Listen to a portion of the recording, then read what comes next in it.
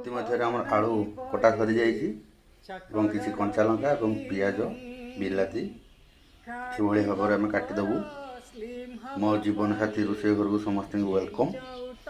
ଯେଉଁମାନେ ସିଙ୍ଗିଲ୍ ରହିଛନ୍ତି, ମେସ୍ରେ ରହୁଛନ୍ତି, ପାଠ ପଢ଼ୁଛନ୍ତି, ତାଙ୍କୁ ମଧ୍ୟ ଏଇଭଳି କରିକି ଆରାମସେ ଖାଇକି ସେ ପାଠ ପଢ଼ିପାରିବେ ଏବଂ ଅଫିସ୍ ବି ଯାଇପାରିବେ।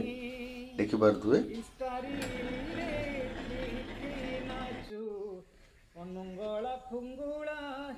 ପ୍ରଥମେ ଆଳୁ ନେଇ ସିଝେଇବୁ।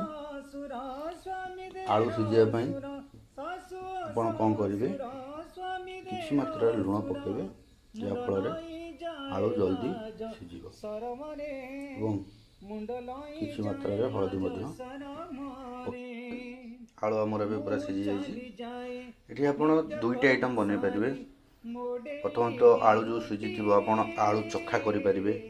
ତା ପାଇଁ କିଛି ବିଲାତି ଏବଂ କଞ୍ଚା ଲଙ୍କା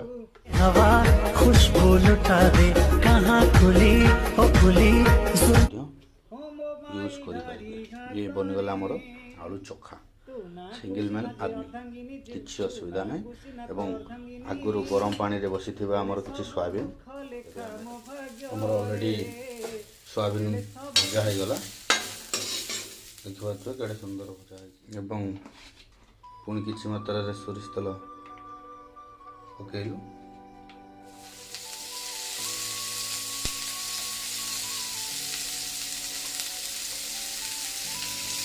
କଞ୍ଚା ଲଙ୍କା ମଧ୍ୟ ପକାଇଦେଲୁ। ଦେଖିବାରେ ତ ଆମର ଅଲରେଡ଼ି ପିଆଜ ହେଇଗଲା ଏବଂ ରସୁଣ ଅଦା କିଛି ପକାଇଲୁ। ଆଗରୁ ପ୍ରସ୍ତୁତ ହେଇଥିବା ପେଷ୍ଟ ଦେଖିପାରୁଥିବେ ଅଲରେଡ଼ି ପିଆଜ ଏବଂ ବିଲାତି ମିକ୍ସ ହେଇଯାଇଛି। ସିଝିଛି ବୋଲି ଜାଣିବେ କିପରି ଆପଣ, ବିଲାତି ଆପଣଙ୍କର ପୁରା ମେଲ୍ଟ ହେଇଯିବ। ଆଉ ଗୋଟେ କଥା ଧ୍ୟାନ ରଖୁଥିବେ, ସବୁବେଳେ ରୋଷେଇ କଲାବେଳେ ଯଦି 2-3ଟା ଛିଙ୍କ ନ ହୁଏ ଜାଣିବୁ ଯେ ରୋଷେଇ ଠିକ୍ ହେଇନାହିଁ। ବ୍ରାହ୍ମଣ କୁ ଚିତା ପଇତା ସୁନ୍ଦର ଦେଶକୁ ସୁନ୍ଦର ରାଜା। ଲଙ୍କା ସୋରିଷ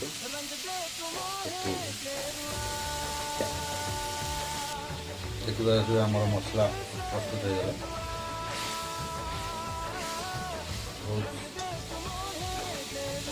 ଲଙ୍କା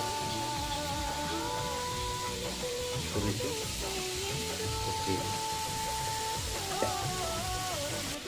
ଦେଖିପାରୁଥିବେ ଆମର ମସଲା ଭଜା ହେଇଥିବା ସୋୟାବିନ୍କୁ ଆମେ ପକାଇଲୁ।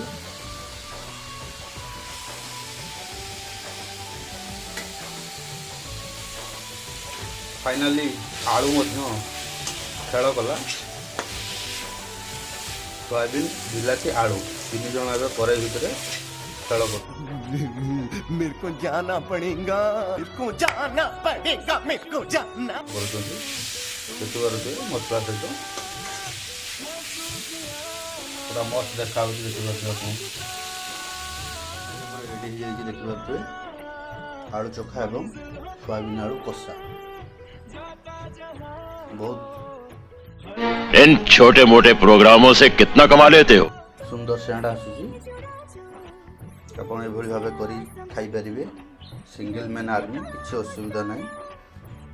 ମୋର ଚ୍ୟାନେଲ୍ ରିମେମ୍ବର ମି ଓଡ଼ିଶା, ମୋ ଜୀବନସାଥୀ ରୋଷେଇ ଘରକୁ ଆପଣଙ୍କୁ ୱେଲକମ୍। ଲାଇକ୍, ସେୟାର, କମେଣ୍ଟ କରିବେ। ମୁଁ ଆପଣଙ୍କୁ ଟେଷ୍ଟ କହିବି କେମିତି ଲାଗୁଛି।